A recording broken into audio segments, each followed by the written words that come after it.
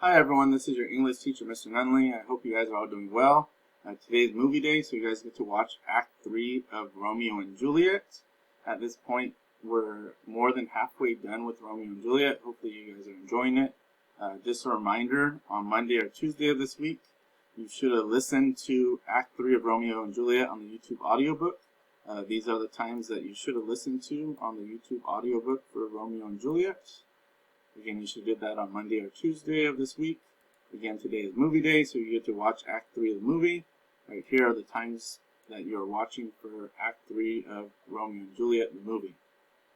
So you're going to start around the hour and 10-minute mark for the Romeo and Juliet Act 3 movie today. You'll watch about 38 minutes of the movie, and then you'll have a short Google form, 5 simple questions, and you'll be done for the day. Where the movie is located has constantly kind of moved around, so I'm making this video today to help you guys find the correct website to watch the movie for free. Again, it doesn't work if I just post a link, so you have to follow these instructions. So here we go. You just got to go up to the top of your page, open an internet browser window. In the search bar, I'm going to type Romeo and Juliet 1, 2, 3 Movies 1968. I know that's kind of long. You could pause this video and type that in.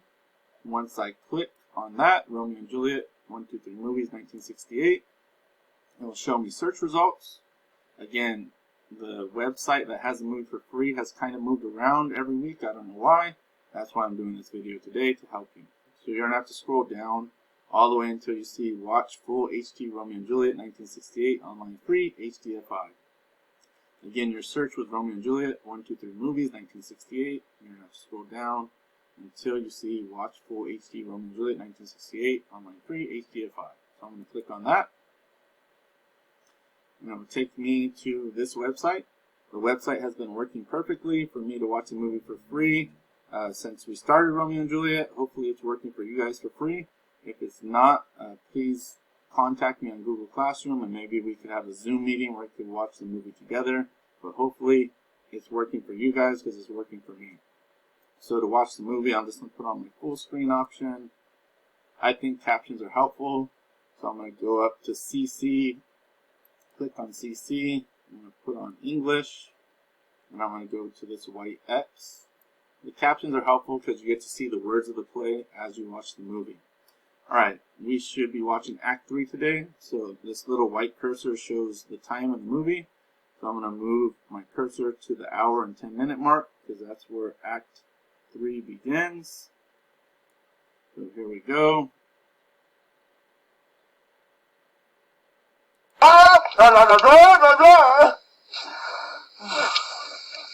I pray thee, good Mercutio, let's retire. The day is hot. The Capulets abroad. If we meet, we shall not escape abroad.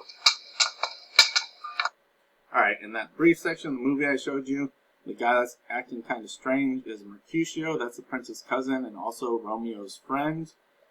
He has like a towel over his head, and he's just acting foolish. That's the kind of guy he is. He's kind of a funny character that adds comedy to the play. The other guy right here with the hat on, that's Benvolio. That's Romeo's cousin. Benvolio's currently worried because it's a hot summer day. When it's hot, people are very irritable. The Capulets are around, so Benvolio is worried that if the Capulets do show up, there's going to be a fight. Why do the Capulets have reason to fight? Well, Romeo and Benvolio, who are Montagues, crashed the Capulet feast in Act 1 of the play, and Tybalt wants to kill Romeo for doing that. So Benvolio is kind of foreshadowing, in a sense, what's going to happen if the Capulets show up on this hot summer day. To be honest, if you watch the movie or if you listen to the play, you know that the Capulets do show up and there is a fight. So that's basically how you guys get to watch Act 3 of the movie for free. Hopefully you guys enjoy Act 3 of the movie. To me, Act 3 of the movie has a lot more action than Act 1 and Act 2. Act 1 and Act 2 kind of start off slow with the romance and stuff, but Act 3 has the violence and the fighting, and things kind of quickly start to get out of control. Alright, Since I still have time on my video, I'm going to do a review session for you. So I'm going to exit out of this movie. I'm going to go to my Google Classroom page. On Google Classroom, you can just go up to the Classwork tab. And when you click on that, it will show you all the assignments that I have. If it doesn't show all the assignments, there's usually a little plus mark right here. And I'll just start over for you guys. So on Google Classroom, you just click on Classwork, and it'll show you all your assignments. Again, I'm going to do my own personal recaps for Act 3, Scene 1 through 5 of Romeo and Juliet right now. I posted on Google Classroom, it says Act 3 Recaps for Romeo and Juliet. I posted some videos of a woman speaking about Romeo and Juliet, Act 3, Scene 1, Act 3, Scene 2, Act 3, Scene 3, Act 3, Scene 4, Act 3, Scene 5. Again, I'm going to try to do a quick recap with the time I have remaining, just to summarize in my own words. So when Act 3 begins, Romeo and Juliet are already married. They got married at the end of Act 2. Tybalt is out on the streets looking for Romeo because he wants to kill Romeo for crashing the Capulet feast. Romeo's not around at this moment, so Tybalt starts questioning Benvolio, where's your cousin? Mercutio, where's your friend? And Mercutio is protecting his friend Romeo because Tybalt wants to kill him, and Mercutio starts talking crap to Tybalt. So Tybalt and Mercutio are now ready to fight. Then Romeo shows up. Tybalt's like, forget about you, Mercutio. This is the guy I want to kill him. So Tybalt calls out Romeo, let's fight. Back in this time period, they had these things called duels. So when people were upset or disagreed on things, people often fought with swords, and oftentimes these fights would go to the death, and that's how people resolved their problems. So Tybalt calls out Romeo like, let's fight. I want to kill you. You crashed my party. Romeo's like, nah, I love you, Tybalt. So this is some situational irony.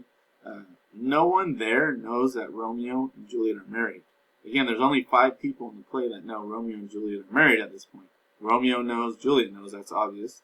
The nurse knows, she helped Juliet and Romeo set up the wedding. Friar Lawrence knows, he married Romeo and Juliet.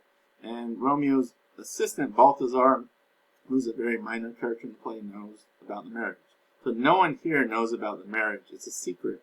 So when Romeo says he loves Tybalt, he really does, because Tybalt's now officially his family, his cousin by marriage. Since no one there knows what's happening in terms of the marriage, they think Romeo's a coward and he's backing down and not wanting to fight. Mercutio, Romeo's friend, is so fed up with Romeo's cowardly nature at this moment, so he's like, move out of the way, Romeo, I'm going to fight this guy myself. So Mercutio and Tybalt start to fight. Romeo doesn't want to see his friend Mercutio get hurt, and he doesn't want to see his new cousin by marriage, Tybalt, get hurt, so he jumps between them. Unfortunately, when he does this, Tybalt stabs Mercutio. Tybalt realizes he's just stabbed the prince's cousin, and the prince warned, if anyone fights in my streets again, I'll kill you. So Tybalt runs away. Long story short, Mercutio ends up dying from the stab wound. Before Mercutio dies, Mercutio says, a plague on both your houses.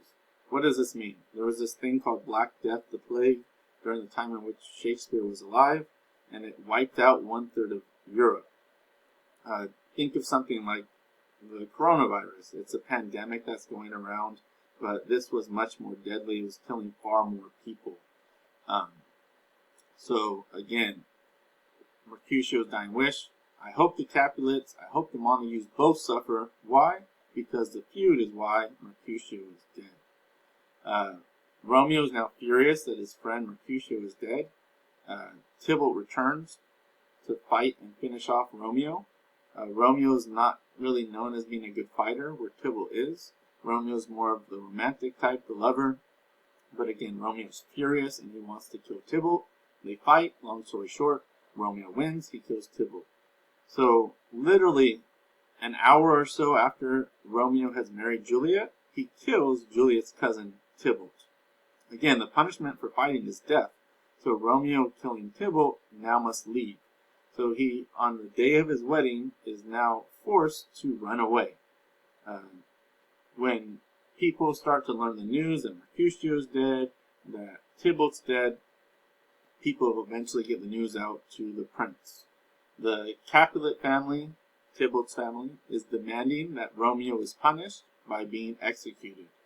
The Montague family, Romeo's family, says, well, the only reason why Romeo killed Tybalt is because Tybalt killed his friend Mercutio, so he is avenging his death.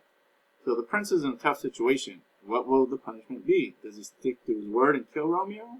Does he lesser the punishment because he was avenging the death? So the prince decides this. Romeo, you're banished, you're exiled. What does that mean? Romeo can never come back to the city of Verona. Really bad news for Romeo, because he just married Juliet, and now he's going to be separated from his wife. So that's Act 3, Scene 1. Act 3, Scene 2. The nurse comes back to the Capulet house. She knows that Romeo has killed Tybalt. She shares this news with Juliet. She comes home and says, he's dead, he's dead. Juliet's confused. Who's dead? Romeo's dead? Eventually, nurse gets out. No, Romeo killed your cousin Tybalt. Juliet's first reaction, she hates Romeo. He killed her cousin. Eventually, Juliet's like, you know what? He is my husband. I forgive him. I know my cousin Tybalt. He's an aggressive, hot-head person. They would have fought anyways. This had to happen. I'm glad my husband survived. So even though Romeo has killed Tybalt, Juliet's cousin, literally an hour or so after they get married, Juliet forgives him, which is, again, probably immature and foolish. She doesn't even know Romeo much. They've only known each other about a day. But she forgives him because he is her husband. To show Romeo that she still loves him, she gets a ring, and she sends that ring with the nurse, and the nurse is going to take this ring to Romeo to prove to Romeo that Juliet still loves him. Romeo should have left because the prince threatened he will kill Romeo if he does not leave. Again, he's been banished. Again, to be banished means you can never come back. If you do, you will die. You will be executed. You'll be killed. That's the end of Act 3, Scene 2. Act 3, Scene 3. Romeo is hiding in Friar Lawrence's church. So yes, he's been banished, but he hasn't left yet. He's hiding. Romeo thinks banishment is worse than death. Romeo would rather be dead than be banished from Verona. Why? Because he has to leave all his friends and family, and he has to leave Juliet, his new wife. Romeo becomes suicidal at that point. He even grabs a dagger and is ready to stab himself, but the friar stops him. The nurse shows up to Friar Lawrence's church, says, Romeo, you're acting foolish, you're acting like a child. If anyone should be upset right now, it should be Juliet. Juliet just had her cousin murdered by you, her husband, the day you guys got married, and now you, her husband, is banished. If anyone should be upset, it's her. Romeo, here's this ring. Juliet still loves you. Let's still have the wedding night. Friar Lawrence comes up with a plan. Romeo, go visit Juliet. You guys will have your wedding night. Then, before it gets dark, before the sun rises the next day after your wedding night, you need to leave. You're going to go to the city called Mantua, where you hide until I could figure out how to make this all go away and repair the relationships, beg the prince to forgive you and allow you to come back. This plan is not like a day or a week. It'll probably take years for this plan to work out. Act 3, Scene 4. Romeo and Juliet are not in this scene. It's Paris talking to Lord Capulet. Again, Paris is the guy that's supposed to marry Juliet. Paris is like, I want to marry your daughter, Lord Capulet still. What do you say to that? And Lord Capulet, Juliet's dad, says, okay, Paris, you want to marry her? Go ahead. You can marry her on Thursday. Again, today is Monday. Romeo and Juliet have been married on this day, Monday. And Juliet's father has now agreed for Paris to marry Juliet on Thursday, 3 days later. So 3 days after she gets married, she's going to be forced to marry another guy. Why? Because the wedding's secret and no one can know about it. So Juliet's father, if he knew about the wedding, if Juliet said, hey, I married Romeo, Juliet's father would have never agreed for Juliet to marry Paris, but again, everything's a secret right now, so he has no clue about the Romeo and Juliet wedding. Act 3, Scene 5. Basically, this is Romeo and Juliet's wedding night. The sun has risen. Romeo has to leave. After Romeo leaves, Juliet's mother says, hey, guess what? You're going to marry Paris, and I have a plan to go poison Romeo because he should be dead. Juliet says, no, I don't want to marry Paris. Juliet's father says, if you don't marry Paris, I will disown you. And that's basically how Act 3